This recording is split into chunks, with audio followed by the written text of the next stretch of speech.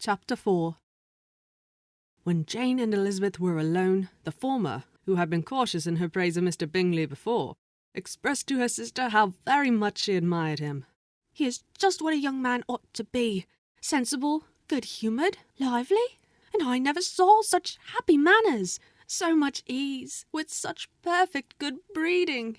"He is also handsome," replied Elizabeth, "which a young man ought likewise to be if he possibly can.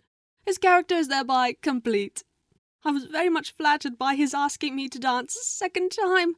I did not expect such a compliment." "Did not you? I did for you.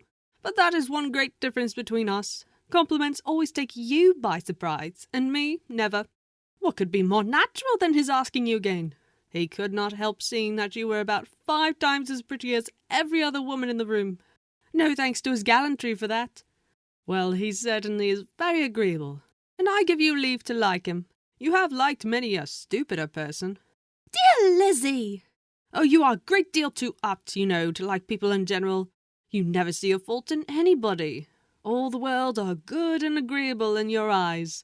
I never heard you speak ill of a human being in my life." "I would wish not to be hasty in censuring anyone, but I always speak what I think." "I know you do, and it is that which makes me wonder, with your good sense, to be so honestly blind to the follies and nonsense of others. Affectation of candour is common enough. One meets with it everywhere. But to be candid without ostentation or design, to take the good of everybody's character and make it still better, and say nothing of the bad, belongs to you alone. And so you like this man's sisters too, do you? Their manners are not equal to his." "Certainly not at first, but they are very pleasing women when you converse with them. Miss Bingley is to live with her brother and keep his house, and I am much mistaken if we shall not find a very charming neighbour in her." Elizabeth listened in silence, but was not convinced. Their behaviour at the assembly had not been calculated to please in general, and with more quickness of observation and less pliancy of temper than her sister, and with a judgment, too, unassailed by any attention to herself, she was very little disposed to approve of them. They were, in fact, very fine ladies, not deficient in good humour when they were pleased, nor in the power of being agreeable when they chose it, but proud and conceited.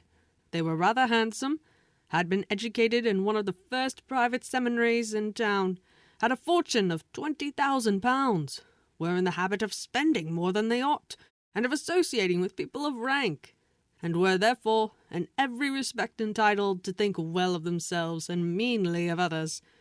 They were of a respectable family in the north of England, a circumstance more deeply impressed on their memories than that their brother's fortune and their own had been acquired by trade. Mr. Bingley inherited property to the amount of nearly £100,000 from his father, who had intended to purchase an estate, but did not live to do it. Mr. Bingley intended it likewise, and sometimes made choice of his country, but as he was now provided with a good house and the liberty of a manor, it was doubtful to many of those who best knew the easiness of his temper whether he might not spend the remainder of his days at Netherfield, and leave the next generation to purchase. His sisters were very anxious for his having an estate of his own, but though he was now established only as a tenant, Miss Bingley was by no means unwilling to preside at his table, nor was Mrs. Hurst, who had married a man of more fashion than fortune, less disposed to consider his house as her home when it suited her. Mr. Bingley had not been of age 2 years when he was tempted, by an accidental recommendation, to look at Netherfield House. He did look at it, and into it, for half an hour, was pleased with the situation and the principal rooms, satisfied with what the owner said in its praise, and took it immediately. Between him and Darcy there was a very steady friendship, in spite of a great opposition of character. Bingley was endeared to Darcy by the easiness, openness, and ductility of his temper, though no disposition could offer a greater contrast to his own, and though with his own he never appeared dissatisfied. On the strength of Darcy's regard, Bingley had the firmest reliance, and of his judgment the highest opinion.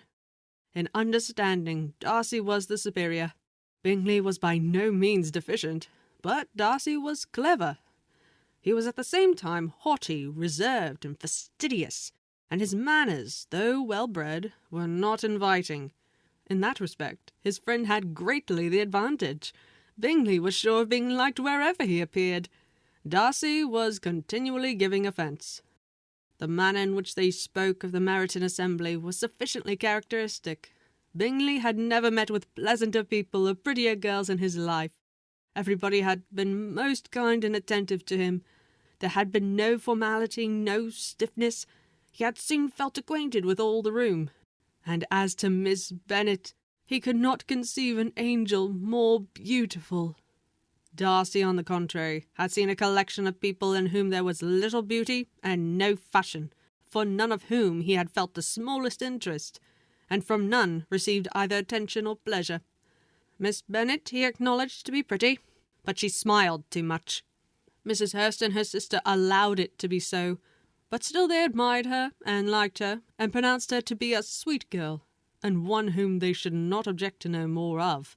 Miss Bennet was therefore established as a sweet girl, and their brother felt authorized by such commendation to think of her as he chose.